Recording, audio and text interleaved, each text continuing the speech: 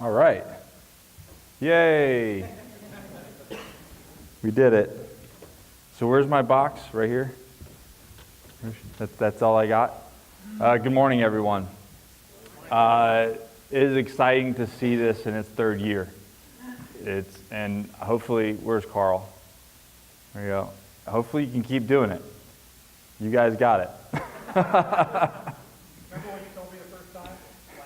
Yeah, and then we did it again, and it's a good thing, but it is an enormous amount of work to be able to pull something like this off with all the talented people that come through this, and then all the people, to get people here, to get all of you here, it is a lot of work.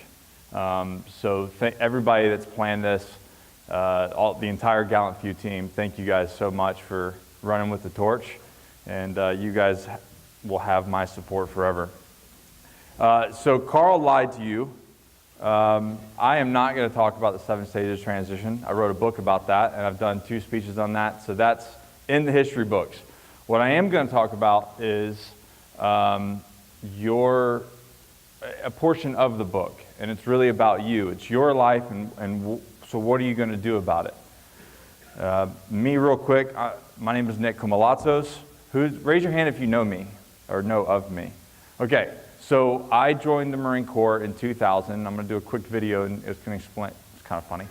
But I joined the Marine Corps, ended up in Force Recon, which then ended up at Marine Special Operations Command. That was almost my entire adult life. It's what I knew. And then, like many veterans, we got kind of lost after that. I got kind of lost, along the way.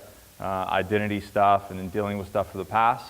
But really through Carl, through Gallant Few and through the Raider Project, which I became the director of, is what got me to the position that I'm standing on the stage, which is what made me healthy and have positive relationships and to be a healthy human being or a whole human being.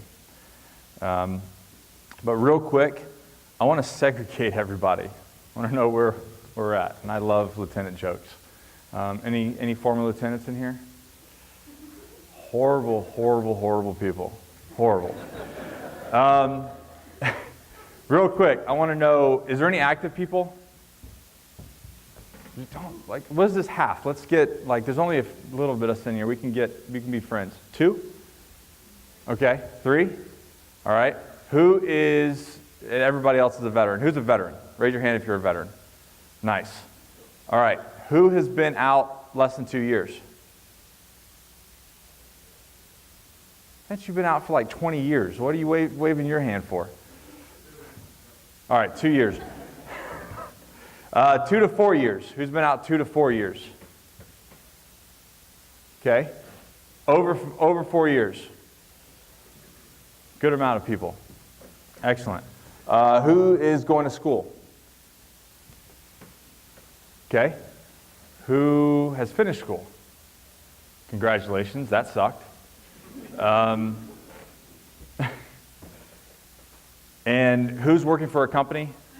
Who's working for the man? Who's working for yourself? Who wants to work for themselves? Not many. Yeah, I don't advise that. Oh, okay. I'm in trouble. I'm not staying in my box. So anyways, I just want to kind of get a pulse of where everybody's at in their life and where they're at in their 7 stages of transition, maybe. Let's see if this works. My name is Nick Koumalatsos, and I'm a filmmaker. Wait, stop. That's not how you tell a story. I'm a former Marine Raider. Give me fuel, give me fire, give me that which I desire. Ooh. Wait, stop. Further back. Okay, I'm 7 years old. My mama is working to support my little brother and I. She just so happens to be a writer, but this is before all that. She doesn't have much time with us, so she likes to take us to the movies. My first movie was Ghostbusters. Scared the crap out of me. We watched Miami Vice. I wanted to be Don Johnson. I saw MacGyver. I wanted to be MacGyver. I even got the haircut. Then I saw Rambo. I wanted to be Rambo. But then Batman. That was it. I wanted to be Batman. So at 7 years old, my training began to become Batman. Nope, not that Batman. Not that one either. Yep, that Batman right there. I started to grow up and life took over. I never stopped loving those movies and, let's be honest, wanting to be Batman. You see, throughout my life, I always believed in the power of good over evil. Fast forward to me at 18, I decided to join the Marine Corps. Went to a recruiter and they said, "What are you thinking, kid? You did drugs, you were in a gang, you've got a felony, you don't have enough education." Denied, denied, denied, denied. The worst thing they could have told me was no. And I showed them and I got my shot. I went to Marine Corps recruit training in Paris Island. And then, boom, on training day 7, I broke my wrist and I had to go sit in a rehab platoon. I was crushed. Everything I had worked for, and here I am. That's okay. I got smarter, I got better, I took the time to train, I ended up going back to training and graduating company honor man. But that wasn't enough. I wanted more. And I met this guy. He said to go recon. I said, finally, I'm gonna become Rambo. Yes, I know he was a Green Beret. Then these guys showed up. I said, yep, that's where I'm going. And I finished my career basically being Rambo. So when I left the Marine Corps, I started a company called Survival Tactical Systems. Businesses needed marketing and I had to make videos.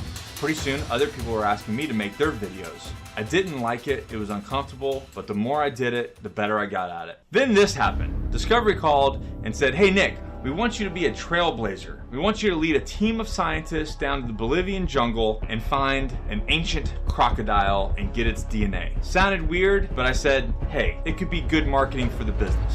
My big break. Then they wanted me to fill out all this paperwork.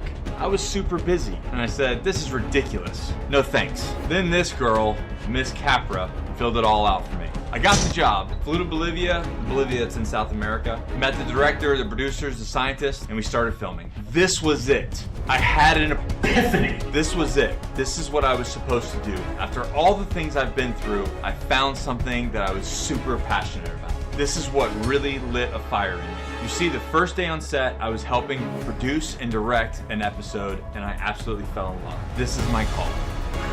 But then this happened. Damn it. Ow. I sliced myself open. It was like finding out the meaning of life and then dying immediately after. I was crushed, devastated, ruined, my big break, and it just slipped through my hands. See, I just found something I loved, and it was literally gone as fast as I found it. So when I got back, I started filming. I started filming everything. I used my iPhone. I used a camcorder. I just started filming. And then I met this guy. Wait a minute, you can just do this yourself? You can just make movies and put them on the internet? My life has been one hard, long road, one of perseverance through adversity, overcoming hardships, battling evils we face outside and inside, but I made it. I'm still here. So now my passion, my purpose, my drive is for storytelling. And I am learning new things every single day. My life has changed, it's turned upside down, and I finally know what I want to do. I will continue to create. I will never stop creating. Who am I as a filmmaker? Or is it just who I am?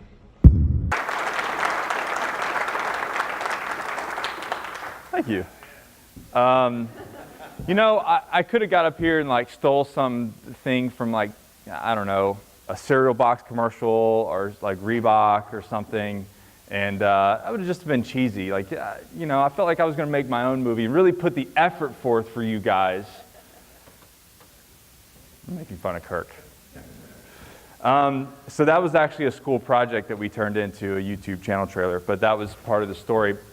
That was in 4 minutes, my whole life story kind of. What's some common themes that you saw in that 4 minutes? Crushed. I was crushed. How many times was I crushed? Every time you had a dream. every time, right? Anytime I wanted to do something. Can anybody pick out, other than Kirk, because he pays way too much attention to me, anybody else pick out, give me one thing that just sucked? Yeah. I like to break myself. So the first one was what? Nope. Told no. And if I want to back up even that, the no's was because I had 2 felonies. I had drug charges, a burglary of conveyance. I'd been in a gang. I got a GED at 16. So like that was my first one. Told no. 2.5 years to get in the Marine Corps. So I persevered. I got in the Marine Corps. Training day 7. Boom. Broke my wrist. Sent to MRP. I was crushed. I tried to get out. I was like, I showed up. Who's ever been or seen the medical rehabilitation platoon? Does the Army have that? It is not a good scene, man. It is not a good scene. It looked like something out of like a war camp. There's guys with cast up to here. They're in wheelchairs. One guy was in the corner beating himself in the head with a moonbeam. He knows what a moonbeam is? I was like, this is not what I signed up for. I got to get out of here. But I didn't. So I took that challenge and benefited from it. So now I have all this time to study and pay attention to what the hell is going on around this place. Meanwhile, for 5.5 months, speaking in the third person. The Army doesn't do that, right? That's just a Marine thing. Yeah, it's very weird. Imagine speaking in the third person for 6 months. It does some weird stuff to you. But I took that opportunity, I took that failure, and I shifted it to my success, and I ended up graduating company honor grad. And in the hindsight of things, in life, it's not a really big deal. But in that event, it was a big deal because I took, what do they say, like you make lemons and make lemonade or something like that? So I did that, sort of. And then what was another one? Yeah, so here I am like trying to transition and make something of myself. And I figured out that first day, I remember that first day I was helping the producer and director make the first episode. And I was just like, this is amazing. This is so fun to tell a story and to, all the moving parts. And we were in these rapids, and first day I saved 2 people's lives, like real world. Because it was too real, they cut it from the show. They were like, that was a little too dramatic. These guys were drowning in the rapids. But being a recon Marine and a Raider, I can hold my own. So I cut myself, and then for millions of people to see, by the way. So if you ever want to be, humbled, go get on national television and cut your hand while you're supposed to be the professional. It's fun.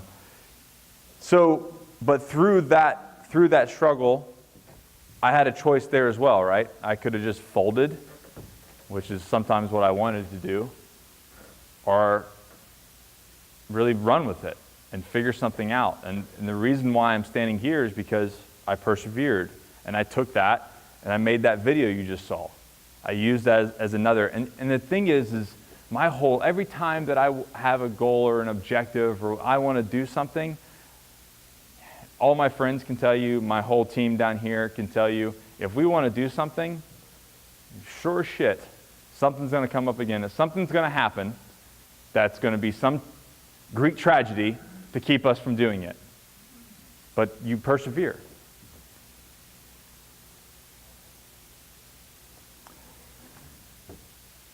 As a veteran community, what are some of our adversities?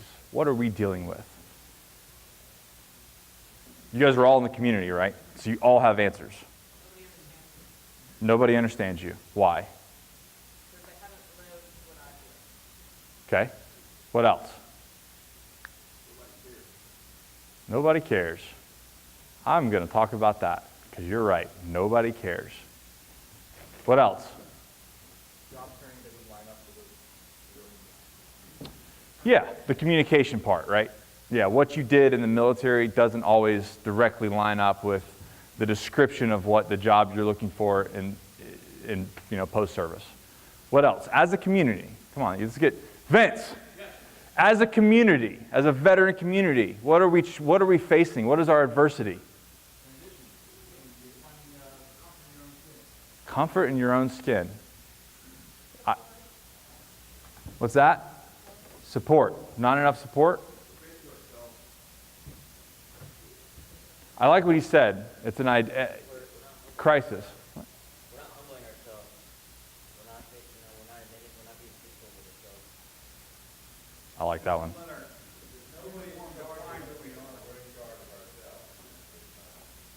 That's true. Say that one more time. We also let our uniform define who we are. Like, I was a corpsman, or I was a ranger, or, I was a Marine. But that's not who you are. So we I'm a triple threat, 3-tab. I don't know, how many guys do you have? You have like 8 tabs going down? Like, that's who I am. I'm that guy. You know, I was a Force Recon Marine. I was a Marine Raider. That is who I am to the core, and I still am that, but I'm so much more. But leaving the service or being in the service, that is everything. And if you're not one of those guys, well, fuck you. Am I wrong? That's the way we live, so we get out of that. But then we get out, and so we're this like badass, right? We're this guy right here. Who is this guy? Who remembers being that kid? And maybe in a different uniform. How many Marines do we have in here? Handful? So you were all that kid, right? Yeah.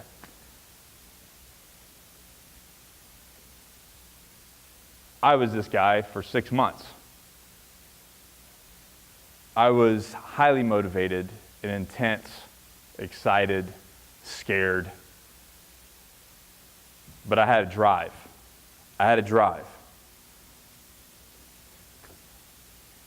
Who remembers this? Think way back. Kirk, way back for you. Way back. Then we went to combat, right? We had an opposing force. We had an enemy that we were fighting. And how did we fight that enemy? Anybody? What's that? What else? Some intensity? You take a battalion of Marine infantry and you drop them in Fallujah, what happened? Yeah. You fucked some shit up, right? Yeah. So how do we do this? How do we go from this guy right here? I even threw an army guy in there for you. Just got to be PC, I guess. How do we go from that and being intense, certified badasses to that? Loss of purpose. So now we just go from this intense warrior, like that we can crush anything, we can accomplish anything, whatever is put in front of us, we will overcome and destroy by fire and maneuver and all of our buddies, right? So now, we're just sad. We have all these problems in our head, feeling sorry for ourselves. Now, this version of me talking to you is very different from the version 4 years ago, right, Carl? Yeah. It's no more coddling. No more feeling sorry for yourself. It's over.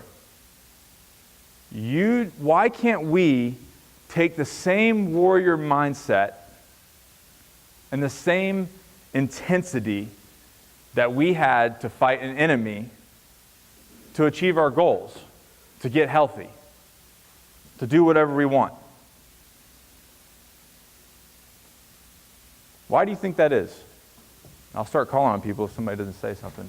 Why don't we attack our problems, our health, our sleep, our goals, if we're starting a business, going to school, getting a job? Why don't we attack that with this same intensity and fire that we did in the military?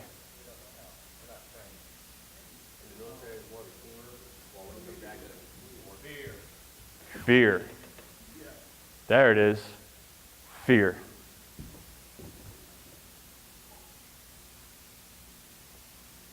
And I want to say entitlement. There is a plague in the veteran community, and I might get like flamethrowed for saying this.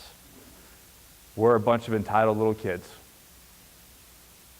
You volunteered. I volunteered. Not only did I volunteered for Force Recon selection, I volunteered for MARSOC selection, and I volunteered 2 other times when I signed the dotted line. I did 12 years. I volunteered. It was service. I served my country. So now we're entitled and we're afraid. We are 180 a different person from the individual that was in the military serving and fighting an enemy for this country. Would you agree? Those two people don't match up. Perception. It's a perception problem. Our perception is off.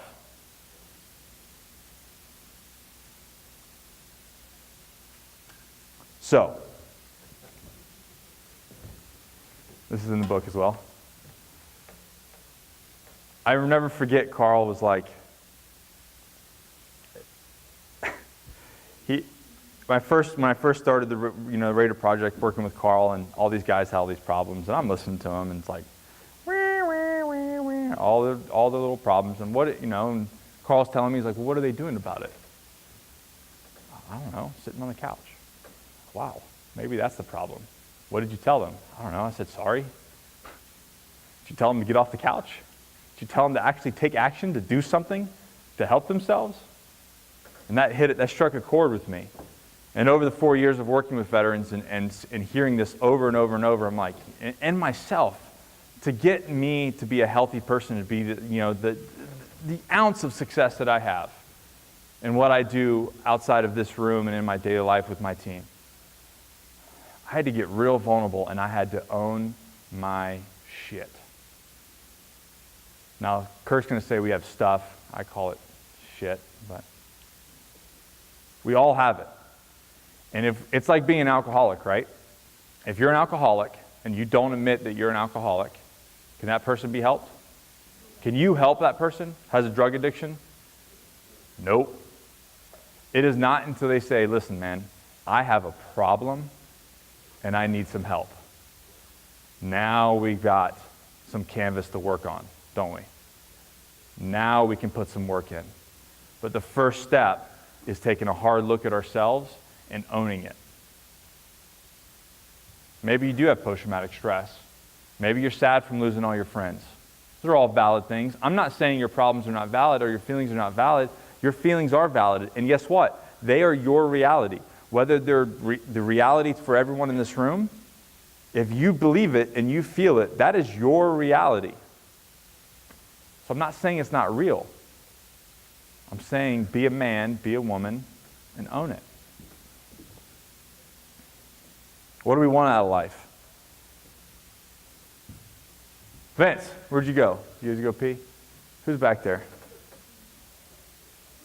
He left crying. Yeah, I yelled at him. Griff, is that you? What do you want out of life, Griff?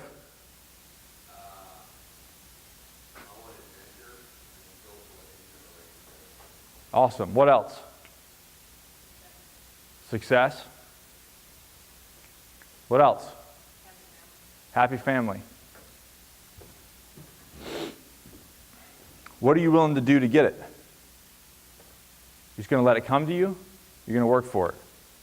You're going to be this guy, angry little ginger, fighting for it. With the same intensity that you were as a kid or as that young person in the military. Are you willing to put in the effort and the hours that it's going to take for you to achieve success, for you to achieve happiness?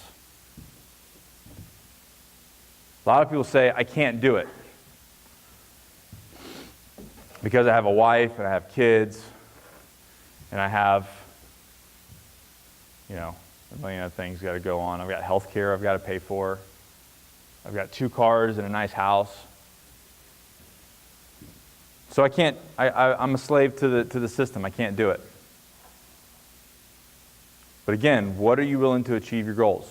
If you want to start a business, this is the kind of the world that I live in, what are you willing to go? I can't start my business because I make 6 figures here and I have this 4,000 square foot house and my wife's got a nice minivan and all this kind of stuff. Okay, what if I could tell you that you would be the happiest person in the world and achieve every goal if you sold all your shit and lived in a van with your family? Start your business, do everything. But your infrastructure, we're not willing to change our infrastructure and change our life to meet our goals.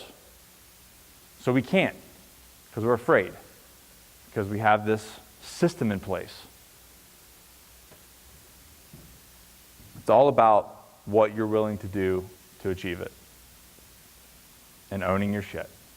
Because when you start right here, when you admit that you got some stuff you have to deal with, That's the start. That's the process. That is the first step to becoming successful. Who's ever seen this?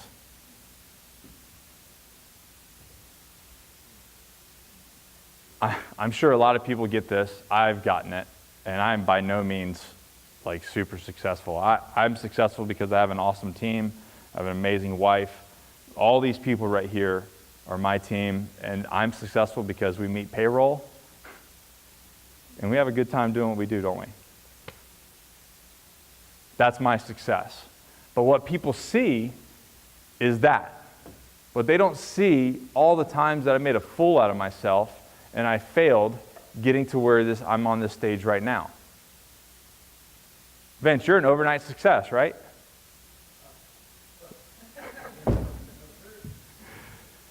They don't see all the times we're like crying on the phone with each other, you know, because we've been screwed over or been robbed. People don't see that. And they're not going to see yours either. But if you show me one successful person, I show you the same person that failed 15 times. It's all about you and how much work you want to put in. And then I'm going to plug. So this is a very, very small section of the book that we just wrote. Last year, I did talk about the 7 stages of transition. It's something that a friend of mine, Josh Hansberger, and I sat down and I started telling him these things, and he's like, yeah, that's good, man. And I started a trend with veterans, and something we all go through, and I'm still going through it. I want to do one thing. I'm gonna mess up your whole thing. Well, you started the right way, so keep it up. Can I kill all the lights? Anybody? Who's in charge?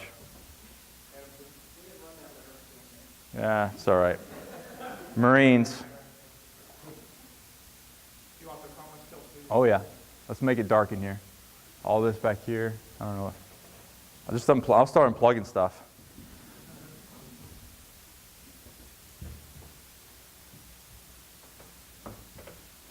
Make it real creepy in here. Logan, you're messing up my feel here.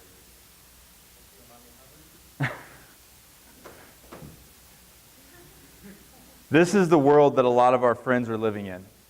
Complete darkness. In this world, unfortunately, we have a lot of negativity, and we have a lot of sadness, and we have a lot of traumatic stuff that happens in our life. We all have a friend. A week ago, I lost a teammate to suicide. It's all real. We all deal with it. We all know about it.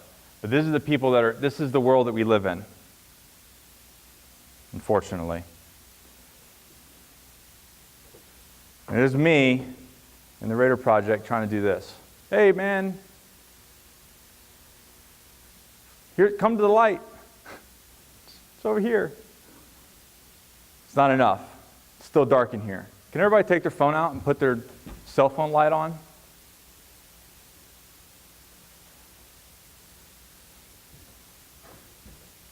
If you've got one, pull it out.